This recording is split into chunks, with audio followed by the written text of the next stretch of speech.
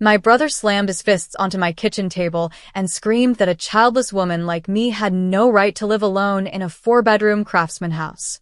He said family comes first, and because his wife was pregnant with their third child, I had a moral duty to sign over the deed my late great-aunt Clara left me and move into a studio apartment. When I refused, my mother called me selfish, and my sister-in-law threatened to sue me for parental alienation, claiming I was depriving her kids of their rightful home. They gave me an eviction ultimatum, convinced I was weak and defenseless. But they didn't know about the sealed mahogany lockbox Clara left behind, or the final letter waiting inside that exposed exactly where their greed was leading them. Welcome back to BT Revenge Tales. If you believe entitlement should always meet consequences, hit that like button, subscribe, and tell me in the comments what city you're watching from today. My name is Nora. At 32 years old, I had built a quiet, fulfilling life as a freelance archivist, spending my days restoring forgotten histories and preserving memories. For 4 long years, my entire world revolved around this beautiful 4-bedroom craftsman house, caring for my great-aunt Clara through every doctor's appointment, every sleepless night, and her final, peaceful days. When she passed, she left the debt-free property entirely to me, not just as a home, but as a sanctuary. Then came Sunday dinner. My older brother, Kyle, his pregnant wife, Megan, and my mother walked through the front door without knocking. Before the tea had even finished steeping, Kyle slammed his palm against the counter. He looked around the sunlit kitchen, his eyes narrowed in cold disdain, and declared that a single, childless woman had no business hoarding 4 bedrooms. Megan chimed in, insisting their growing family deserved the space, and that my moral duty was to surrender the deed and move into a small rental so their children could have a real home. The pressure escalated by Tuesday afternoon. Kyle returned to my doorstep, accompanied by Megan and my mother, carrying a crisp manila folder containing a pre-drafted quitclaim deed. Without even stepping past the foyer, Kyle thrust the paperwork into my hands, offering an insulting token payment of $5,000 to sign away my home. My mother immediately backed him, her voice trembling with manufactured grief as she accused me of being cold-hearted, claiming I was selfishly hoarding generational wealth while my brother struggled to house his expanding family. When I firmly refused to touch the pen, Megan's sweet demeanor shattered into pure malice.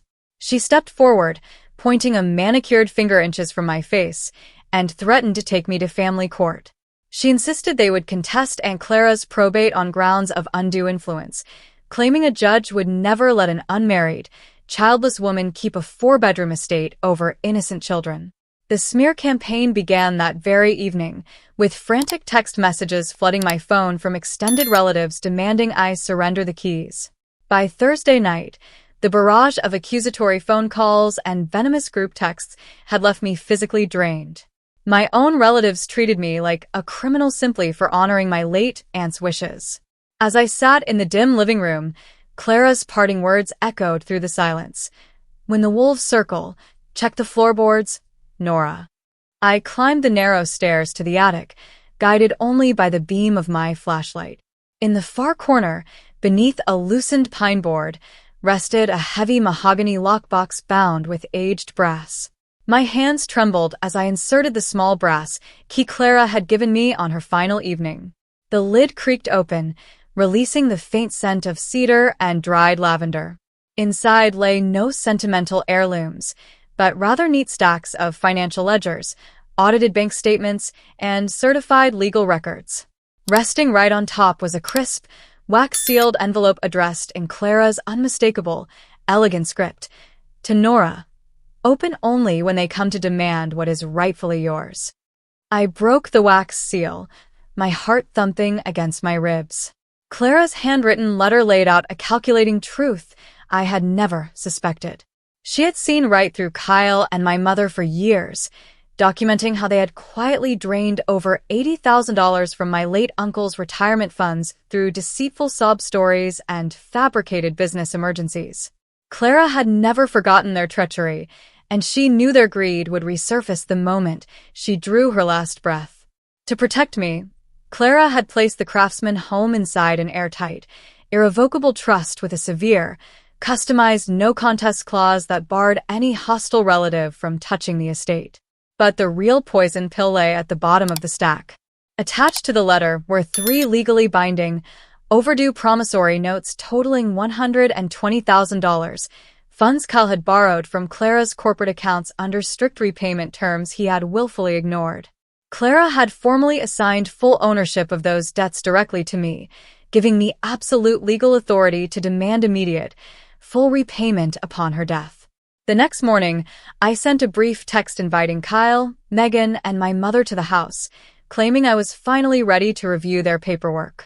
They arrived within the hour, wearing smug expressions of unearned triumph. Kyle swaggered into the dining room, tossing his car keys onto the polished wood while loudly discussing which walls he planned to knock down for an open-concept playroom. Megan walked through the downstairs halls like a proud homeowner, critiquing Clara's vintage wallpaper and casually debating whether my quiet archiving studio would make a better nursery or walk-in closet. My mother sat at the head of the table, offering a patronizing smile and remarking that she was glad I had finally come to my senses and chosen family loyalty over stubborn pride. They slid their quitclaim deed across the table with an ink pen, expecting tears, surrender, and immediate compliance. Instead, I calmly sat down and placed my attorney's thick legal portfolio squarely on top of their papers, looking each of them directly in the eye. I opened the folder and read Great Aunt Clara's certified statement aloud, every syllable cutting through the room like a razor. The air turned ice cold as I laid out the irrevocable trust documents, proving the house was entirely beyond their reach. But the real blow came when I slid the certified copies of the overdue promissory notes directly in front of Kyle.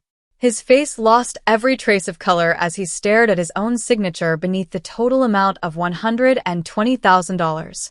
I looked him dead in the eye and delivered my terms. Any further harassment, any attempt to contest the estate, or any more smear messages to the family would trigger an immediate lawsuit for full debt recovery with compounded interest. Megan gasped, frantically grabbing the papers, her smug arrogance collapsing into pure panic as she realized this debt would plunge them straight into bankruptcy.